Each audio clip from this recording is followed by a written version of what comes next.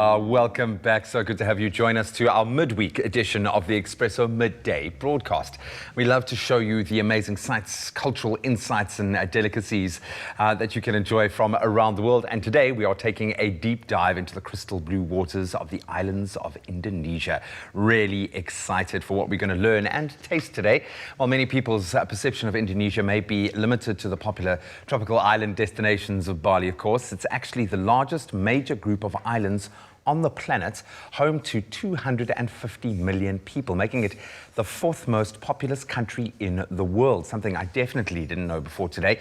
Joining us to share more about the vast and stunning country and its culture is a member of the Indonesian community here in Cape Town and very proud owner of the Bali Food Truck, Frieda Olivia. Frieda, thank you so much for joining us. Hi, Graham. Good morning to you. And thank you so much for having me. So excited to share about the culture and food from Indonesia to you. Because you've made this your life's mission, I think, with your food truck, yes, in part. But I've got to take a step back here because through my obviously very privileged position on the show, I've been able to do some kind of exploration into the culture. And I understand that obviously between Indonesia and South Africa, there is a very long history, a sometimes dark history. And now, thankfully, a very celebrated relationship. Can you share more about the history that Cape Town specifically in South Africa shares with Indonesia? Sure. Indonesia and South Africa already have a long history dating back since 17th century, where a lot of Indonesians were exiled to the Cape during the Dutch colonials of Indonesia and ended up the Indonesians and South Africans standing together shoulder to shoulder in fighting for freedom in South Africa. And not only sharing the political struggle of history, the Indonesian bloodlines also shared to the rich diversity into the South African people, notably where the community that have become known as Malay at the Cape. So that time, a lot of Indonesian leaders, Indonesian religious, noble person, artist, royal that has been exiled from Indonesia to Cape, and they share all the traditions about Indonesia as well as the Islamic faith.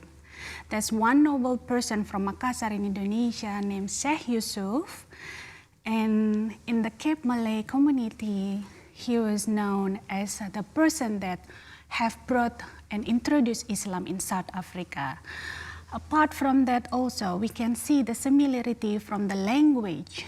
Do you know that African language also have similarity with Indonesian language, like pisang, kardus, kantor, asbak.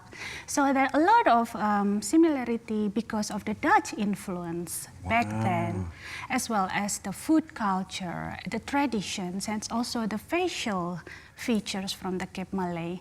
So we have a lot of similarity between Indonesia and specifically with the Cape Malay community in Cape Town. And a very deep connection that thankfully now is, as I said, celebrated in the most wonderful way. Obviously, we get to celebrate it through cuisine a lot, which is a way that I think family expresses their love for one another. And it's my understanding that to you, family is vitally important. Why do you think it's the cornerstone of your culture? Yes, family in Indonesia is playing the integral role, an important role in most of Indonesians people. No matter how old are you, how independent are you, the Indonesian people tend to keep tight the relationship between the family. For example, a lot of young generations, the idea of moving out from their parents' house is just not a it's just not a thing.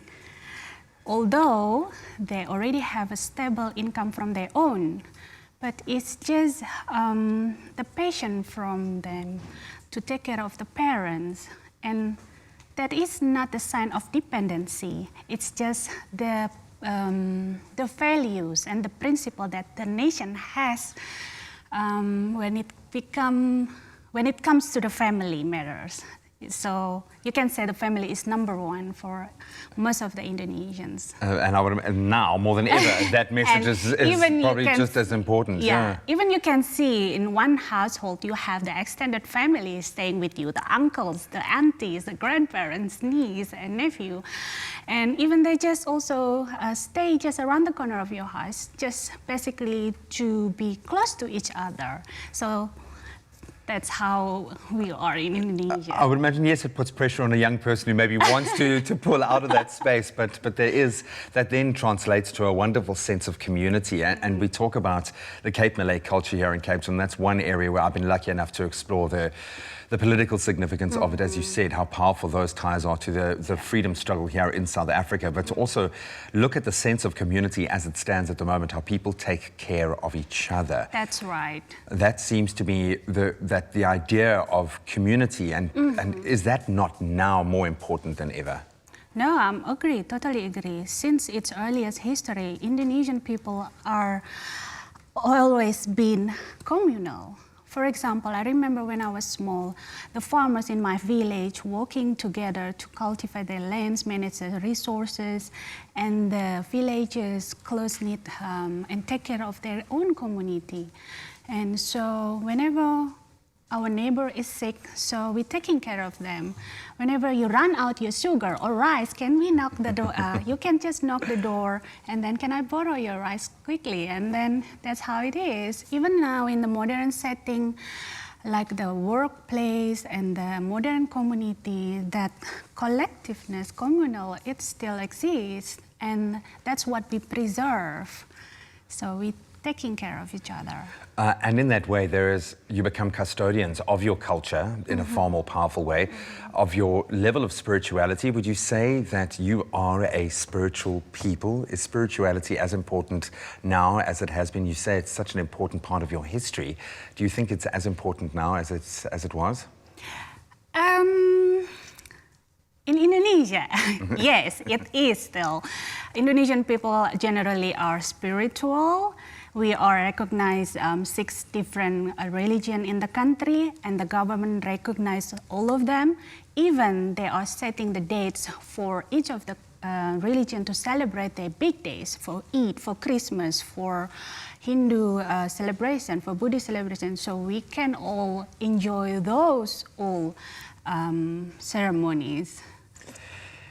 I've got to, and this especially applies to people that I've met, because I've traveled all over the world, and people from Bali have a really good reputation for just being wonderful people. Why is that? What do you think makes you such a lovely group of people?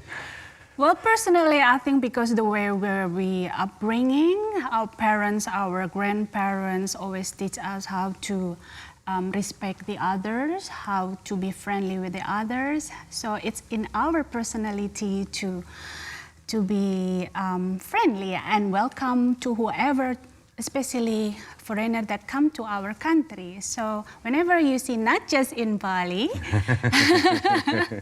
you will see Indonesian people friendly. You can ask your other friend, your family that ever visited to Indonesia if they all agree with me. And they'll say it's to 100% of the time. As someone who never stops smiling, so I think I can relate.